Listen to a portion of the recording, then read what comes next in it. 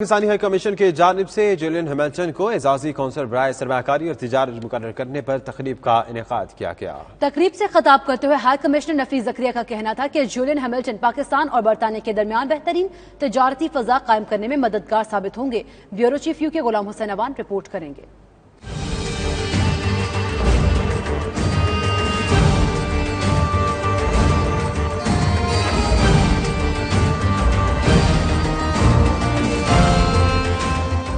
London میں Pakistani high commission کی جانب سے جولین ہیملٹن کو اعزازی کونسلر برائے سرمایہ کاری اور تجارت مقرر کرنے پر تقریب کا اہتمام کیا گیا۔ یہ تقریر صدر پاکستان کی جانب سے ان کی خدمات کے اعتراف میں کی گئی ہے تاکہ پاکستان اور برطانیہ کے مابین دو طرفہ تجارت اور سرمایہ کاری کو فروغ دیا جا سکے۔ تقریب میں شریک department for international trade, British Asian trust, London chambers of commerce and industries, Asian business park, JCB اور دیگر شرکاء نے جولین ہیملٹن کی تقرری پر اعتماد کا اظہار کیا ہے۔